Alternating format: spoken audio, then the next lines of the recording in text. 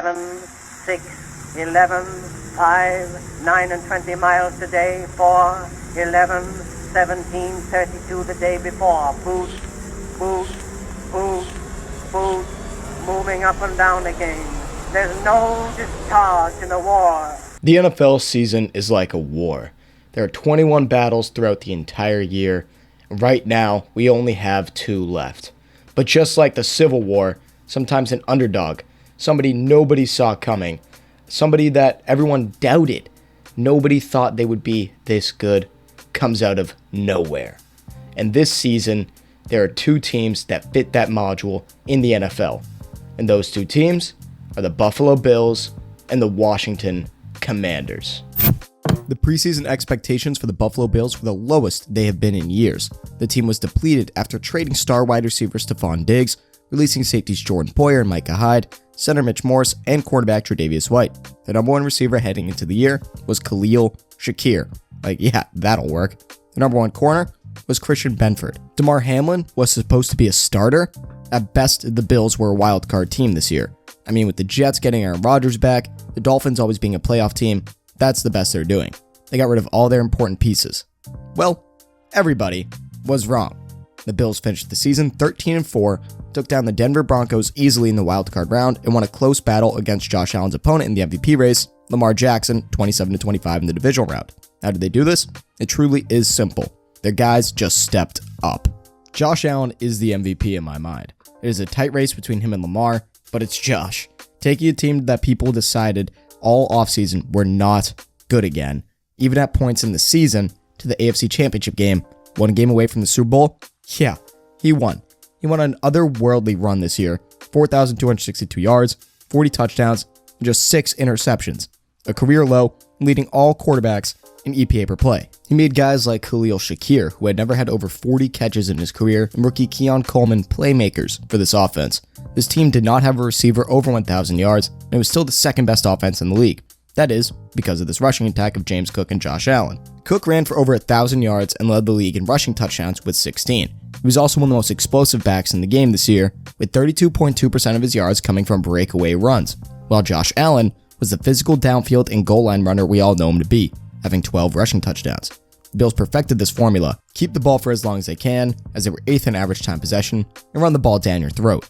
What is their formula for being so good at running the ball? Well, they run the most plays with an extra offensive lineman at just over 16% of their plays, and are far and away the most successful at it. Having that extra big body for James Cook, Josh Allen, Ray Davis, or Ty Johnson to just run behind gives such an advantage to the elite runners of the ball that they have on this team. They can already do whatever the hell they want when they have the ball in their hands, but having another 280-pound plus guy to block for them just makes it that much easier, especially within the 10-yard line. This, combined with their multifaceted advanced run scheme designed by offensive coordinator Joe Brady, is a recipe for success. Such creativeness in this run game, it really is crazy. Buffalo simply does not turn the ball over, only turning it over on 4.6% of their offensive drives, having the least amount of turnovers in the league, while only allowing 17 sacks. They turn the ball over so little, in fact, they've won the turnover battle in 21 consecutive games dating back to last season, an NFL record. I genuinely think a big part of their offense success is Stefon Diggs leaving. Having the cancerous vibes in the locker room from a guy who demands targets and gets mad when he doesn't get the amount that he wants is devastating to a team. The Bills had 13 players catch a touchdown this year, tied for an NFL record. The equivalent type of ball Buffalo is playing has led them here.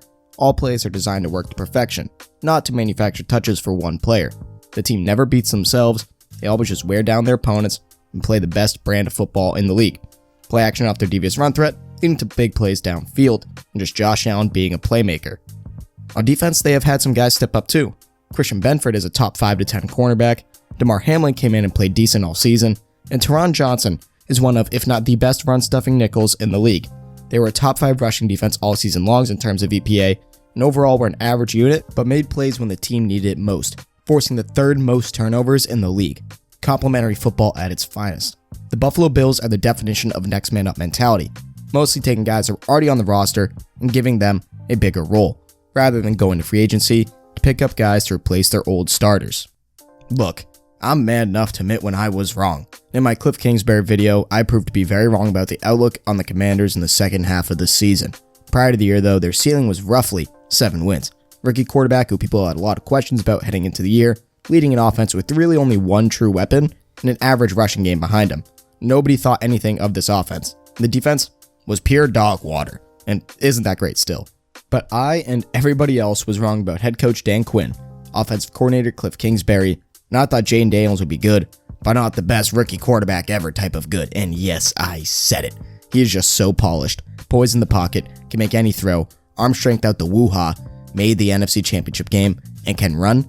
Yeah, it is clear and obvious it is Jaden Daniels. Oh, and guys, how could I forget? If you want to place some money on Josh Allen or Jaden Daniels to go higher on their passing touchdowns, score a rushing touchdown, or go higher on their rushing yards, what better place to do it than Underdog? Underdog is the best and easiest place to play fantasy sports. All you have to do is pick between 2 to 8 players to win up to 1,000 times your money in a pick'em entry. Every day they have stuff like profit boosts, discounted picks, and many, many more promos. It really is the best fantasy app. All you have to do is sign up with code FANATICS to get a deposit match up to $1,000 and a free higher than 0.5 pick. Again, that is code FANATICS at sign up. The Commanders had a massive franchise turnover this offseason. Second-year owner, new GM, new head coach, new offensive coordinator, new defensive coordinator, new quarterback, and contrary to the Bills, signed or drafted 13 new starters, including Daniels, of course, guys like Bobby Wagner, Frankie Louvu, and more. Ownership in the front office did a great job getting 3 starters in the draft and 10 in free agency, completely turning this team around through just getting new guys to fit their new schemes. The thing about this team that I did not expect was Cliff Kingsbury finally figuring out how to be an NFL coach, as well as the retread hire of Dan Quinn working out. Everybody, including myself, doubted these hires, but Dan Quinn built an amazing staff as one of the most aggressive coaches in the league. One of the best at being aggressive, as they lead the league in 4th down conversion percentage. They convert 81.3% of their 4th down attempts, the highest rate by team since 2018. Just wow. Cliff Kingsbury has gotten flack from the media as well, and myself in the past, but it truly is because we've not seen him with a QB that is fit for his scheme until now. Quick throws, RPOs, perfectly designed short yardage quarterback runs with a non-power quarterback. Really is good football. I'm sorry, Cliff. I really am. There's also someone in the Commanders organization that is really going under the radar. Offensive line coach Bobby Johnson. He's with the Giants in 2022 to 23 for some horrible offensive lines, but he's made this mediocre O-line in Washington play pretty well. The Commanders have not been great at forcing turnovers, but this playoffs has been a different story. Through 2 games, they're up 6-0 in the turnover battle. Insanely efficient offense by cliffing Jaden, with Marshawn Lattimore, rookie Mike Sainristil, Jeremy Chin, and the others have done a great job at baiting the quarterback, Jared Goff mostly, and making bad throws and giving it back to the Commanders. Speaking of Jeremy Chin and Lattimore, remember when I said they signed or drafted 13 starters? Let's take a look at the defensive names. Bobby Wagner, Dante Fowler Jr., Frankie Louvu, Jeremy Chin, Dorrance Armstrong, Clelin Ferrell, and then traded for Marshawn Lattimore.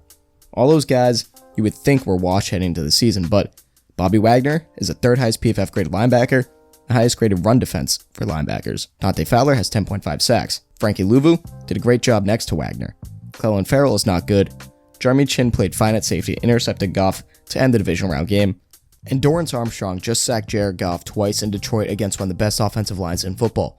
Truly incredible scheme fits with the guys that revived their careers in DC. Let's just talk about Jaden Daniels real quick. PFF's 4th highest graded quarterback, 3rd lowest turnover worthy play percentage, 4th in EPA per play, 7th in completion percentage over expected, and goddamn, he's fun to watch run that dang ball. Elusive in the pocket, poised, can make any throw you ask, just like the one against Detroit to Diami Brown, and just calm and collected. The guy is scary to play against, and my god, I understand why. Best rookie quarterback of all time, the 2nd rookie quarterback besides Joe Flacco to beat the number 1 seed in the playoffs. He had about 200 more total yards than him in that game. We were witnessing the best quarterback in the NFC prove to us that a 24-year-old can do it in the big moments. This, my friends, is how you prove everybody wrong. Not a lot of people had faith in these teams heading into the year, but look where we are now. 2 teams that most either had just scraping into the playoffs or picking in the top 10 in their conference championship games, just 1 win away from a Super Bowl appearance. Truly remarkable stuff. And with all that being said, that is it for me, guys.